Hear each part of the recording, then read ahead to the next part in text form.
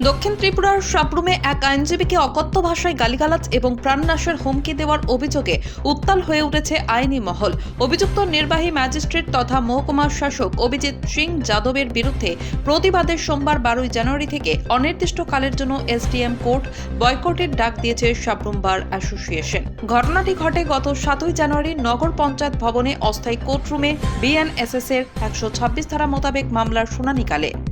অভিযোগকারী আইনজীবী রতন নাথ জানান, দীর্ঘ 22 বছরের পেশাগত জীবনে তিনি হেন নক্করজনক আচরণের সম্মুখীন হননি।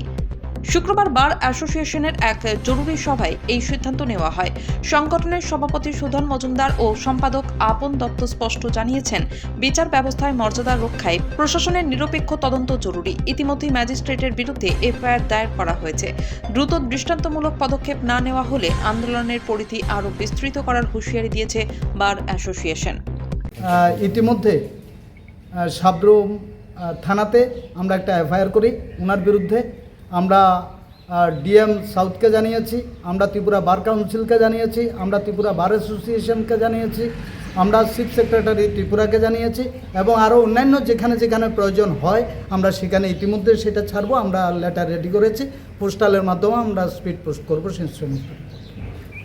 শিক্ষা জানাই এই ধরনের একটা গোল্ডেন যে প্রফেশন, এই প্রফেশনকে উনি এইভাবে মানে কুলুষিত করার জন্য। তারপর হলো ওনার বক্তব্য শুনি এবং সত্যতা যাচাই করে দেখলাম যে এটা আমাদের নিন্দা জানানো উচিত। আমরা আপনাদের মাধ্যমে সেটার নিন্দা জানাচ্ছি। দ্বিতীয় হলো, আমরা যদি যেহেতু ডিএমের কাছে জানানো হয়েছে, ডিএম যদি 3 দিনের মধ্যে যদি কোনো অ্যাকশান না নেওয়া হয় তাহলে আমরা এই মানে সম্মিলিতভাবে আমরা যে বার অ্যাসোসিয়েশন আছে আমরা এসডিএম অফিসের সমস্ত কাজকর্ম থেকে অর্থাৎ আগামী সোমবার থেকে বিরত থাকব। আমাদেরই একজন বারের মেম্বার রতন দেবনাথ, উনি যে কেসটা করতে গেছেন এক্সিকিউটিভ কেসে কোর্টে দাঁড়িয়ে, কিন্তু এক্সিকিউটিভ হিসেবে এক্সিকিউটিভ যে ম্যাজিস্ট্রেট আমাদের যে এসডিএম মহোদয়, উনি যে বিহেভটা করছেন ওনার সঙ্গে, এটাকে আমরা ধিক্কার জানাই। উনি জানেন না একটা অ্যাডভোকেটের সঙ্গে কী ধরনের বিহেভ করতে হবে এটা কোর্টে, এই জিনিসটা উনি জানেন না। তাহলে ওনাকে সেই জিনিসটা জানানো উচিত। তা আমরা এই তরফ থেকে আজকে যে মিটিংটা আমাদের বারের, যেখানে শুধু আমাদের না সমস্ত, আজকে আমরা যদি চিন্তা করি অ্যাজ এ বার মেম্বার, শুধু আমরা সাবরুমের চিন্তা করলে হবে না, এটা সমস্ত বার মেম্বারদেরকে অপমান করা। আমরা সাবরুম বার অ্যাসোসিয়েশনের সম্পাদক, সভাপতি এবং অন্যান্য অ্যাডভোকেটস সবাই আমরা এখানে মিলিত হয়েছি। ঘটনা হচ্ছে, গত 7/1/2026 সাবরুম এসডিএম অফিস থেকে নোটিশ করা হয় পার্থ কর্মকার নামে এক ব্যক্তির নামে 126 বিএনএসএস এই ধারাতে।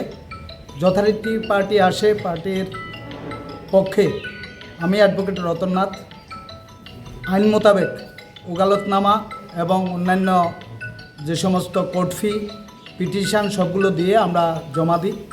সেখান থেকে বলা হয় যে আমাদের এসডিএম সাহেব এখন নাই, আপনাদেরকে পরে জানানো হবে। যথারীতি আমরা 2-3 বার খবর নেওয়ার পরে আমরা খবর পাঠানো হয় যে একটা সময় সাবরুম নগর পঞ্চায়েতে উনি বসবেন, সেখানে কোর্ট হবে। যথারীতি আমরা, আমার কেস ছিল, আমার জুনিয়ররা ছিল, আমার ক্লায়েন্ট ছিল, সেই সঙ্গে কেস লার্নেড অ্যাডভোকেট আপন দত্তরও কেস ছিল, ওনার সঙ্গে ওনার জুনিয়ররা ছিল, ওনার ক্লায়েন্টরা ছিল। আমরা নগর পঞ্চায়েতে যাই যথারীতি। গিয়ে যখন SDM Abhijit Singh Yadav IAS officer, ওনার এখানে যাওয়ার পরে উনি কোনো অবস্থাতেই অ্যাডভোকেটদেরকে এন্টারটেন করতে রাজি না।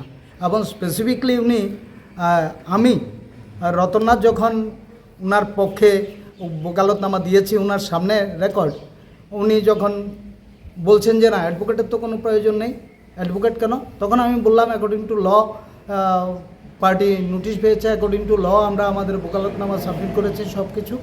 কিন্তু উনি কোনোভাবেই সেটা শুনতে রাজি নাই। উনি অত্যন্ত বিশ্রীভাবে বাজে ব্যবহার করেছেন, স্ল্যাং ল্যাঙ্গুয়েজ ইউজ করেছেন, বারবার ওনার চেয়ার থেকে উনি উঠে এসে পার্সোনালি যেমন উনি আমার সাথে মারামারি করবেন এই ধরনের পরিস্থিতি। আমি ওনাকে বারবার বলার চেষ্টা করেছি যে অ্যাকর্ডিং টু ল আপনি নোটিশ করেছেন, অ্যাকর্ডিং টু ল আমি আমার সাবমিট করেছি, আমার পার্টির যে কেস সেটা আপনি শুনুন। কিন্তু না, উনি কোনো অবস্থাতেই অ্যাডভোকেট এন্টারটেন করবেন না। ওনার বক্তব্য হচ্ছে কোনোভাবেই অ্যাডভোকেট এন্টারটেন করবেন না। উনি বারবার বলছেন পুলিশ আসুন। উনি বিভিন্ন ধরনের স্ল্যাং ল্যাঙ্গুয়েজ, যেগুলো আমি এই মুহূর্তে সংবাদপত্রের সামনে বলতে আমার ইচ্ছা করছে না, এই ধরনের শব্দ উনি ব্যবহার করেছেন, যেটা একজন শিক্ষিত মানুষ করতে পারেন না। আর উনি তো আইএএস অফিসার, কোনো অবস্থাতেই উনি এটা করতে পারেন না। উনি ওই সময়ে এক্সিকিউটিভ ম্যাজিস্ট্রেট হিসেবে কাজ করছেন। যদি এটা সত্য হয়ে থাকে তাহলে কোনো অবস্থাতে এটাও ওনার বিরুদ্ধে আমার অভিযোগ যে একজন এক্সিকিউটিভ ম্যাজিস্ট্রেট এইভাবে ওনার চেয়ারে বসে এই ধরনের বক্তব্য উনি বলতে পারেন না। এবং ওনার বক্তব্য হচ্ছে কোনো অ্যাডভোকেটের প্রয়োজন নেই। সেখানে ক্লায়েন্ট, নগর পঞ্চায়েতের অন্যান্য স্টাফ, আরও সাধারণ পাবলিক সেখানে উপস্থিত ছিল। আমি আমার সমস্ত ঘটনা বার অ্যাসোসিয়েশনকে জানিয়েছি। বার অ্যাসোসিয়েশন যথারীতি এখন মিটিং করেছেন। আমাদের সেক্রেটারি আপন দত্ত এখন ব্রিফিং করবেন আমাদের সামনে, আপনাদের সামনে, যে এই ব্যাপারে বার অ্যাসোসিয়েশন কী সিদ্ধান্ত নিয়েছে।